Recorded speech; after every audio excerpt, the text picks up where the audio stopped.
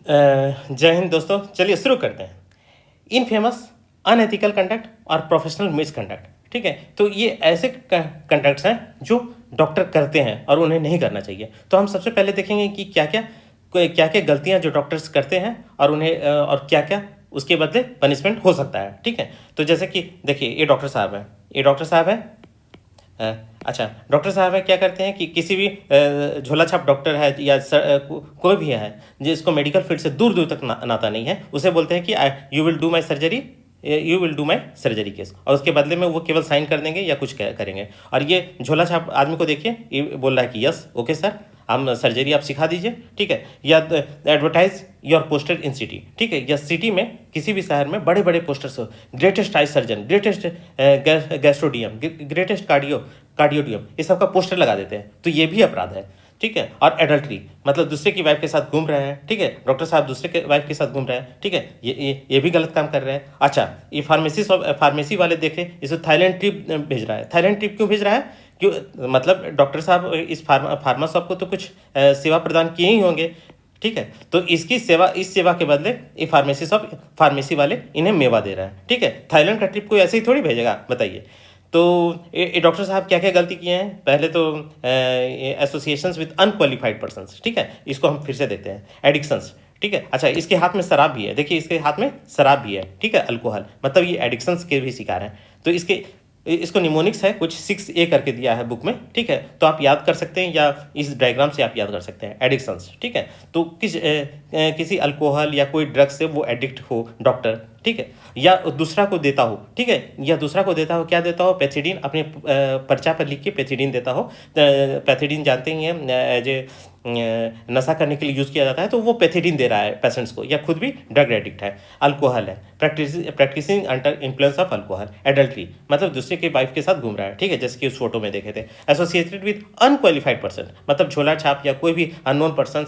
ठीक है, lemon man को सर्जरी का केस सिखाना। ठीक है, तो ये सब है। Abortions, prenatal determining sex and doing abortions. Prenatal determining sex के लिए कौन सा एक्ट है? PCPNDT act. PNDT act, pre conceptional prenatal diagnostic technique. ठीक है, तो हम सेक्स नहीं बता सकते हैं जन्म से पहले, लेकिन वो सेक्स बता रहा है और क्रिमिनल एबॉर्शन भी कर रहा है। Advertising, large sign board to advertise oneself. ठीक है, तो लार्ज साइन बोर्ड अपना प्रचार कर रहा है। और गिफ्ट फ्रॉम फार्मेसी, फार्मेसी का कुछ है, मतलब कुछ दवा लिखा होगा, अननोन विटामिन। ठीक है, और उसके बदले फार्मेसी उन्हें थाईलैंड ट्रिप पर भेज रहा है। फॉल्स सर्टिफिकेट इशू मतलब कोई इल नहीं है, उन्हें ज़बरदस्ती इल का सर्टिफिकेट दे रहा है। तो ये कुछ ए है, एडिक्शन है, अल्कोहल है, एडल्ट्री है, association with unqualified persons, abortion, criminal abortion, advertising, gift from pharmacy, false certificate issue. तो ये सब अनएथिकल कंडक्ट है। अनएथिकल कंडक्ट, इनफेमस कंडक्ट या प्रोफेशनल मिसकंडक्ट है, जो कि डॉक्टर को नहीं करना चाहिए। अच्छा, और इसके बदले क्या सज़ा मिल सकता है, क्या पनिशमेंट हो सकता है, वो देखते हैं।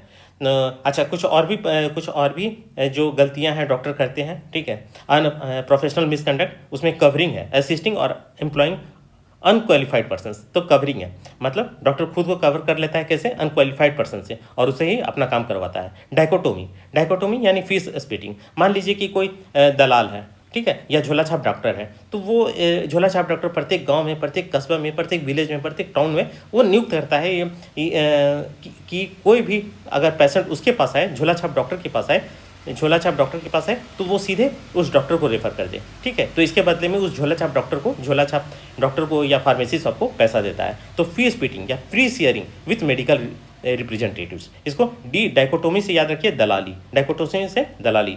ठीक है, देखिए डॉक्टर साहब बोल रहे हैं, bring patients, I will give money to you, मतलब किसी झोला छाप डॉक्टर को बोल रहे हैं कि आप पेशेंट दीजिए, हम मनी देंगे। ठीक है, तो ये सब जितना भी है प्रोफेशनल मिसकंडक्ट की श्रेणी में आता है। और क्या डिसिप्लिनरी एक्शंस डॉक्टर के खिलाफ लिया जा सकता है, तो देख लिया डॉक्टर ने क्या क्या काम किया। तो अब देखेंगे डॉक्टर्स को क्या क्या पनिशमेंट हो सकता है। पनिशमेंट, हम जानते हैं कि जैसे कि आप MBBS पास करते हैं, इंटर्नशिप करते हैं, तो फाइनल रजिस्ट्रेशन अपना स्टेट मेडिकल बोर्ड से करते हैं। ठीक है, पर स्टेट मेडिकल बोर्ड से फाइनल रजिस्ट्रेशन करते हैं, तो वो स्टेट मेडिकल बोर्ड फिर NMC को भी उसका डाटा सप्लाई करता है, तो वो हम रजिस्टर्ड प्रैक्टिशनर हो जाते हैं इन इंडिया। तो डिसिप्लिनरी एक्शन क्या लिया जा सकता है? ठीक है। तो डिसिप्लिनरी एक्शन क्या लिया जा सकता है? स्टेट मेडिकल काउंसिल, आप किसी भी स्टेट मेडिकल काउंसिल में है, ethics and medical registration board, इन दोनों के द्वारा, स्टेट मेडिकल काउंसिल के द्वारा या ethics and medical registration board के द्वारा वो पनिशमेंट दिया जा सकता है। तो क्या कदम उठाया जा सकता है वो देखते हैं। पनिशमेंट, पहले तो वार्निंग किया जाएगा कि डॉक्टर साहब आप ऐसा काम नहीं कीजिए, अनएथिकल प्रैक्टिस है, ठीक है, प्रोफेशनल मिसकंडक्ट है। Warning, this is a professional misconduct या अनएथिकल प्रैक्टिस, प्रोफेशनल मिसकंडक्ट, ये सब टर्म याद कर लीजिए, फॉरेंसिक में बहुत जरूरी है। प्रोफेशनल मिसकंडक्ट है या पैनल इरेजर मतलब उसके रजिस्ट्रेशन जो स्टेट मेडिकल काउंसिल में जो हम रजिस्ट्रेशन करवाए हैं वो टेम्प्रोरी या परमानेंट रूप से इरेज किया जा सके। टेम्प्रोरी या 6 महीना, 1 साल या 2 साल या 3 साल के लिए नाम इरेज किया जा सकता है, तो उस दौरान हम प्रैक्टिस नहीं कर पाएंगे। परमानेंटली रिमूव कर दे state medical council registration, state medical council या एनएमसी बोलिए, उन सबसे रिमूव किया जाए, ठीक है। तो टेम्प्रोरी पैनल इरेजर मतलब मिटाना। तो remove name from state medical registers for few period time interval, 6 महीना हो सकता है, 1 साल हो सकता है, ठीक है, या 3 साल भी हो सकता है। तो इन दौरान वो प्रैक्टिस नहीं कर पाएगा। और नेक्स्ट क्या है? परमानेंट पैनल इरेजर, ठीक है, इसे प्रोफेशनल डेथ सेंटेंस कहते हैं। डेथ सेंटेंस तो जानते हैं कि उसे मृत्यु की सजा दी है, फांसी दे दिया गया। जब प्रोफेशनल टर्म आ गया है तो प्रोफेशनल डिग्री है, मतलब प्रोफेशनल यानी रजिस्ट्रेशन परमानेंटली रिमूव कर देना उसके नाम को, ठीक है, उसके नाम जो स्टेट मेडिकल काउंसिल में है और नेशनल मेडिकल काउंसिल में है उसका रजिस्ट्रेशन परमानेंटली रिमूव कर देना, मतलब वो जीवन भर प्रैक्टिस नहीं कर पाएगा।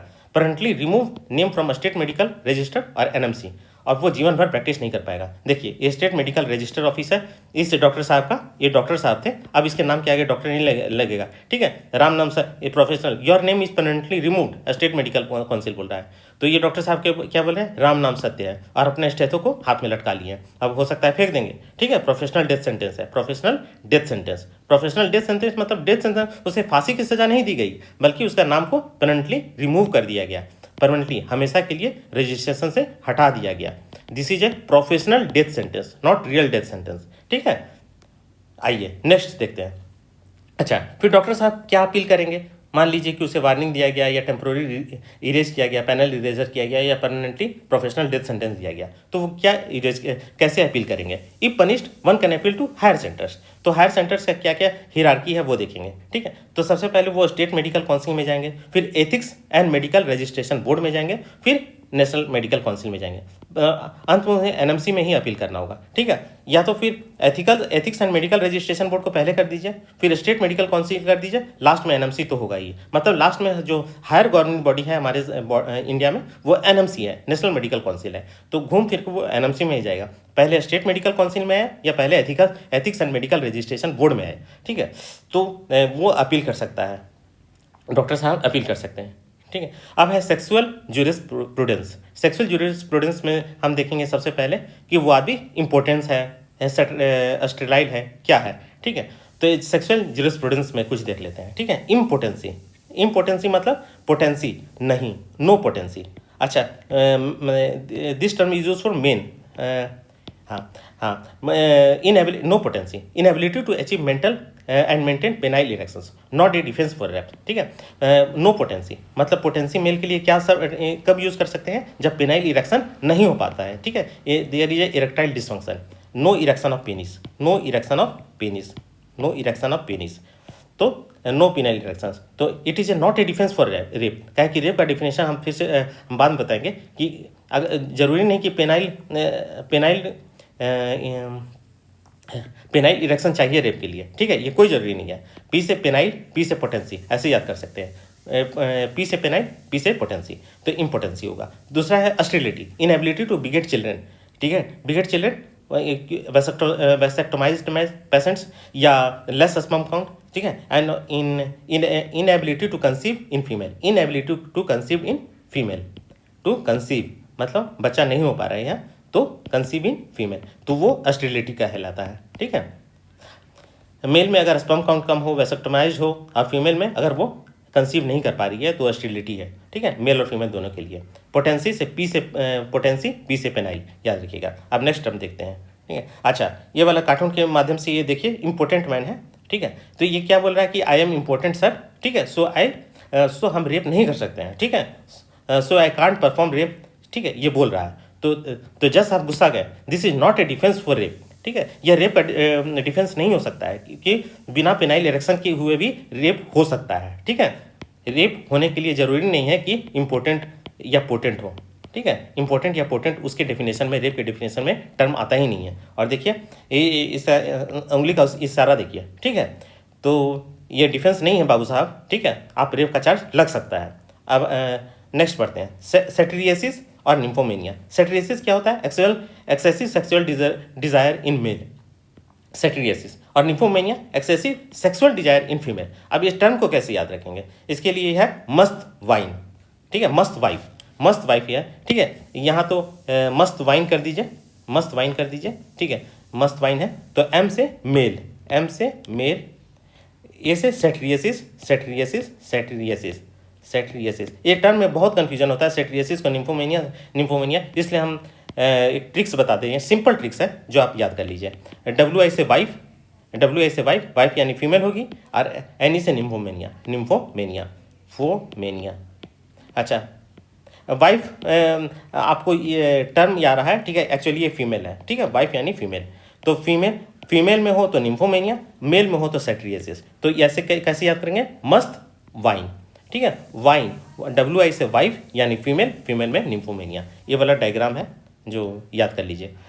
नेक्स्ट है इंपॉर्टेंस कोडेक हैंग, ठीक है, importance towards a particular women. जहाँ भी इंपॉर्टेंस टर्म आया यानी कि मेन, पोटेंसी मतलब penile erection, potency penile erection, यानी एक मैन का किसी भी पार्टिकुलर वुमेन के खिलाफ इंपोर्टेंसी, ठीक है, बाकी के खिलाफ वो सेक्सुअल अच्छा परफॉर्म करता है, लेकिन किसी पार्टिकुलर वुमेन के खिलाफ वो बोल्ड हो जाता है। तो इंपोर्टेंसी क्वाड हैंग, ये टर्म याद कर लीजिए, इंपोर्टेंसी क्वाड हैंग, इंपोर्टेंसी क्वाड हैंग, ये टर्म याद कर लीजिए, ठीक है। फ्रिजिडिटी, फ्रिजिडिटी अब किसके लिए यूज होगा? फ्रिजिडिटी से फ्रीज मतलब सेक्सुअल कोल्डनेस, मतलब सेक्सुअल कोल्डनेस, कोई एक्टिविटी नहीं, और एफ से फ्रिजिडिटी, एफ से फीमेल। तो ये टर्म फ्रिजिडिटी जहाँ भी टर्म आएगा तो ये फीमेल कोल्डनेस, ठीक है। जस्ट उल्टा इंपॉर्टेंस क्वाड है तो इधर फ्रिजिडिटी है। तो lack of sexual arousal pattern in female, sexual activity नहीं शो कर पा रही है, ठीक है, कोई सेक्सुअल एरोजल नहीं हो रहा है। तो फ्रिजिडिटी, एफ से फ्रिजिडिटी, एफ से फीमेल। इंपॉर्टेंस, पी से इंपॉर्टेंस और पी से पेनाइल इरेक्शन, ठीक है, ये वाला इंपॉर्टेंस क्वाड है और फ्रिजिडिटी। नेक्स्ट पढ़ते हैं। अच्छा, most common type of hymen semilunar, ठीक है, जैसे बोला जाता है कि चांद जैसा, तो semilunar. Most common type of hymen is semilunar. Tear due to penile penetration coitus. तो पेनाइल के पेनिट्रेशन से कैसा या पेनाइल के पेनिट्रेशन या क्वाइटस से किस प्रकार का हाइमन में टीयर होगा? Tear in hymen due to penile penetration या क्वाइटस। तो कैसे होगा? पोस्टेरोलैटरल। कैसे याद करेंगे?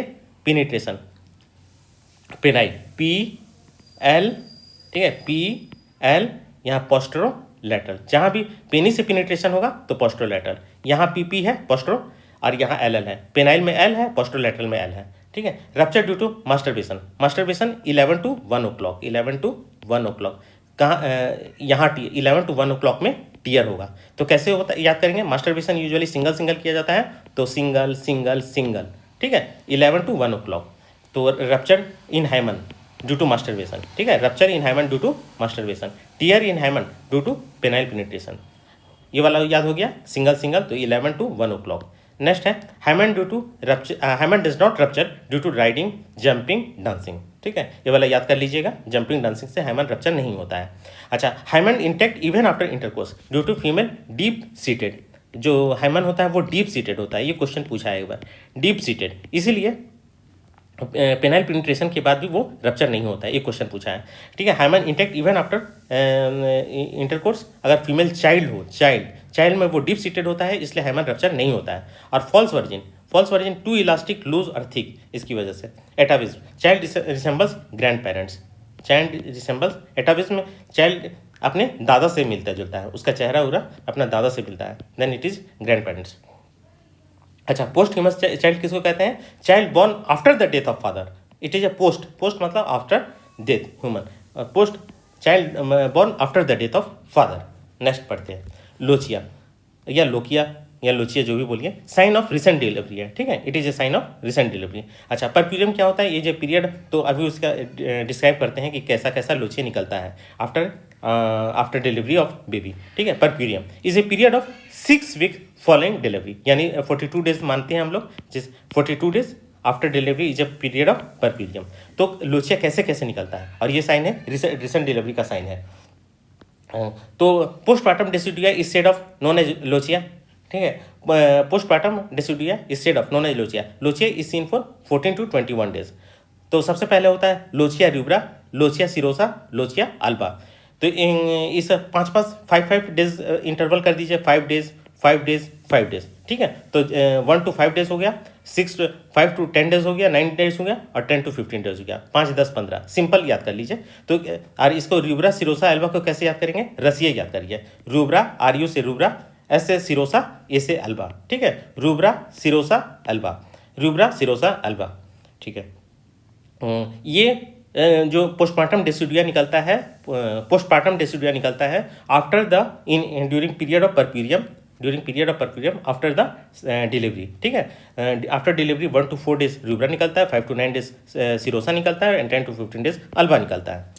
चलिए नेक्स्ट है कैरेक्टरिस्टिक्स फीचर्स। कैरेक्टरिस्टिक्स फीचर क्या है और पॉइजन्स क्या रिस्पॉन्सिबल है, ठीक है। सबसे पहले CNS फीचर्स देते हैं, मतलब कौन कौन से पॉइजन का CNS फाइंडिंग्स पाया जाता है टॉक्सिकोलॉजी का, इन टॉक्सिकोलॉजी इन फॉरेंसिक मेडिसिन में CNS फाइंडिंग्स पाया जाता है और क्या क्या पाया जाता है वो थोड़ा एक साथ देख लेते हैं, ठीक है। तो सबसे पहले है एंसेफेलोपैथी। एंसेफेलोपैथी किस में पाया जाता है, लेड में पाया जाता है। तो याद रखिएगा एंसेफेलोपैथी जहाँ भी आएगा, एंसेफेलोपैथी क्रोनिक लेड पॉइजनिंग में पाया जाता है, क्रोनिक लेड पॉइजनिंग में पाया जाता है, ठीक है। C से चिल्ड्रेन, तो ये चिल्ड्रेन में पाया जाता है, बड़ों में, ये एडल्ट में, in adult this is not found, ठीक है, एंसेफेलोपैथी। और लिड पैल्सी इन एडल्ट, ठीक है, adult chronic lead poisoning, chronic lead poisoning, इसको कैसे याद रखेंगे, क्रोनिक लेड पॉइजनिंग। तो इसको कैसे याद रखेंगे, EL से एडल्ट, और एंसेफेलोपैथी में C आता है तो चिल्ड्रन, पैल्सी में AL आता है तो एडल्ट हो गया, ठीक है। अच्छा, इसको रिस्ट ड्रॉप भी कहते हैं, रिस्ट ड्रॉप।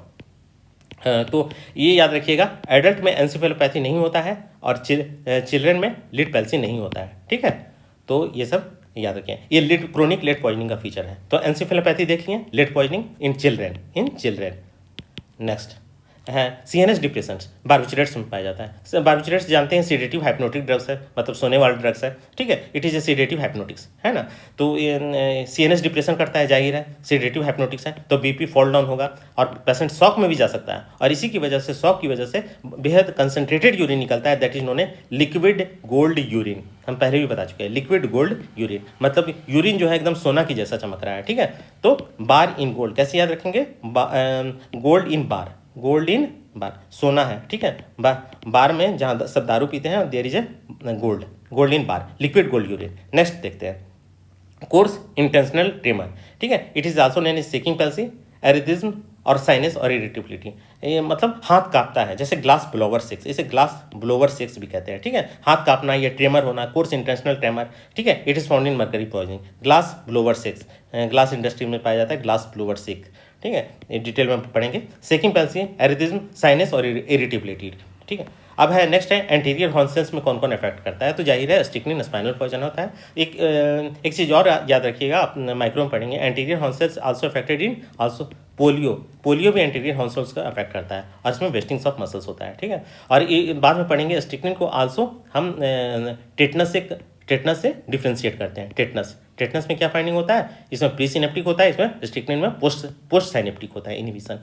टेटनस में प्री सिनेप्टिक इनहिबिशन होता है, प्रीति करके हम याद कर पाएंगे। नेक्स्ट है देखिए ऑस्टियोमलाइसिया या multiple fracture, cadmium osteomalacia multiple fracture cadmium poisoning पाया जाता है। कैडमियम में बहुत इंपॉर्टेंट कुछ फीचर्स है, कुछ नाम है, फैंसी नेम है, जैसे इटाई डिजीज, ठीक है, इट इज जापानीज नेम है, जिसका अर्थ होता है कि इट हर्ट्स, ठीक है। तो कहाँ पेन हो रहा है, बोन में पेन हो रहा है, ठीक है। Is also known as ouch disease, जैसे हम औच करते रहते हैं, वो बहुत दर्द हो रहा है, ouch disease is also known as ouch disease, ठीक है। तो और ये पाया जाता है कैडमियम में, ठीक है। इसमें होता है मल्टीपल बोन फ्रैक्चर्स होता है, ऑस्टियोमलाइसिया होता है। कैसे इसको याद रखेंगे ना, IT man with condom should get out, IT man से IT से याद रखिए इटाई डिजीज, कॉन्डम से याद रखिए कैडमियम, और आउट से याद रखिए औच, ठीक है, औच। तो itai disease also known as itai disease, ठीक है। अब है सब पढ़ लिए, अब पढ़िए फॉसीजो और ग्लास, ये सब अभी बोन वाला कंटिन्यू है, ठीक है, बोन वाला कंटिन्यू है। बोन में टॉक्सिकोलॉजी का में क्या क्या इफेक्ट होता है वो कंटिन्यू है। तो फॉसीजो, जॉ मतलब जबड़ा, मैंडिबल, ग्लास जॉ या ल्यूसीफर्स जॉ,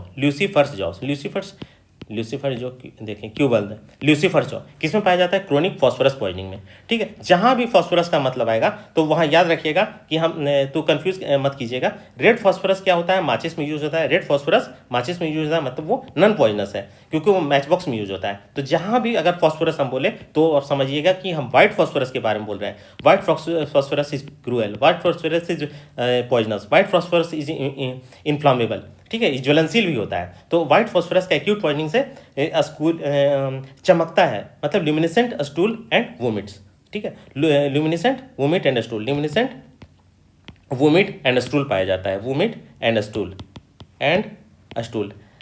इस स्मोकी स्टूल सिंड्रोम भी कहते हैं। स्मोकी स्टूल सिंड्रोम मतलब इसका जो लैटरिंग होता है या वोमिटिंग होता है, पॉटी होता है, वोमिटिंग होता है, दैट ग्लोज इन डार्क, ठीक है। तो जानते हैं कि फॉस्फोरस यानी कि मैच बॉक्स अंधेरे में दिया जलाता है, अंधेरा में रोशनी करता है। तो व्हाइट फॉस्फोरस जो उसका भाई है वो भी अंधेरे में रोशनी जलाता है। तो व्हाइट फॉस्फोरस में जो भी पॉइजनिंग होता है, एक्यूट पॉइजनिंग होता है, तो उसका स्टूल, उसका वोमिट वो also glows in the dark, ठीक है। तो इसमें याद करने का कोई विशेष है नहीं, ठीक है। अच्छा, इसका क्रोनिक, अच्छा जो फॉसी जो होता है ये क्रोनिक फॉस्फोरस पॉइजनिंग में पाया जाता है, याद रखिएगा, क्रोनिक फॉस्फोरस पॉइजनिंग में। और एक्यूट फॉस्फोरस पॉइजनिंग में जो vomiting and stools glows in the dark, ठीक है। अब नेक्स्ट है ochronosis. Ochronosis found in phenol या कार्बोलिक एसिड्स। इसी का जो मेटाबोलाइज है, phenol get metabolize in liver, forms pyrocatechol और hydroquinone, and that pyrocatechol and hydroquinone deposited in the cornea और कार्टिलेज, ठीक है। जो कार्बोलिक एसिड पहले मेटाबोलाइज होता है इन दो प्रोडक्ट्स में, और ये दोनों प्रोडक्ट्स कॉर्निया और कार्टिलेज में जमा होते हैं और जिससे ब्लैक हो जाता है, ठीक है।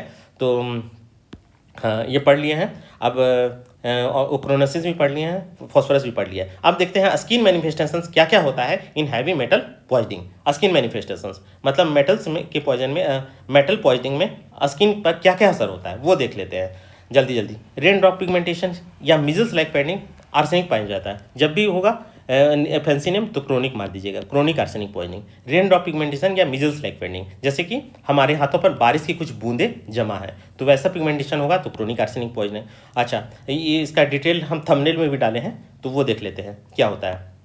जैसे ये आर्मी मैन है बेचारे, हमारे बारिश के में भीग रहे हैं, तो army Indian with black foot. तो आर से याद रखिए, arsenic, R C E R से आर्सेनिक, मिजलाइन आर्सेनिक पाया जाता है, क्रोनिक आर्सेनिक पाया जाता है। व्हाट इज इट, ये ट्रांसफर्स वाइट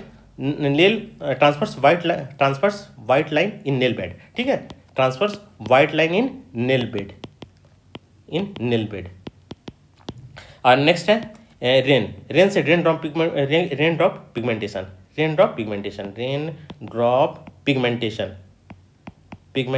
जिसे मिज लाइक फेडिंग भी कहते हैं,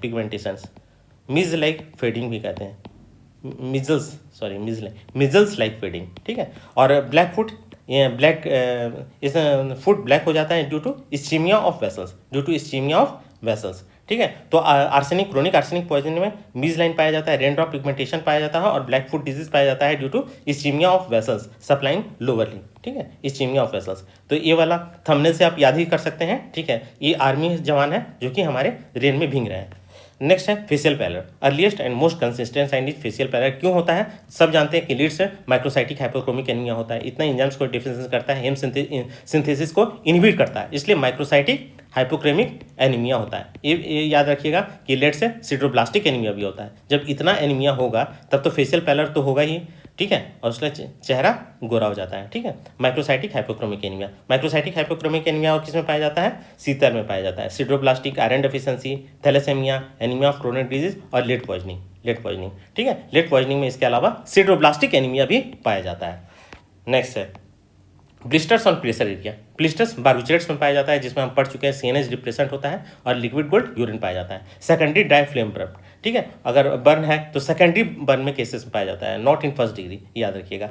और पोस्टमार्टम ब्लिस्टर्स में भी पाया जाता है, पोस्टमार्टम के कुछ घंटे बाद ब्लिस्टर्स भी पाया जाता है, ठीक है। और Semecarpus anacardium also known as painful blisters ये सेमी कार्पस एनाकार्डियम को भिलवानेल भी कहते हैं और इस कॉजेज आर्टिफिशियल ब्रूज। इससे क्वेश्चन पूछ सकता है, artificial bruise is called by anacardium, ये इसे भिलवानेल भी कहते हैं, भिलवानेल। ठीक है, देख लीजिएगा फोटो गूगल में कैसा होता है सेमी कार्पस एनाकार्डियम या भिलवानेल। तो पेनफुल ब्लिस्टर्स होता है, आर्टिफिशियल ब्रूज होता है। ठीक है, थैंक यू दोस्तों, थैंक यू।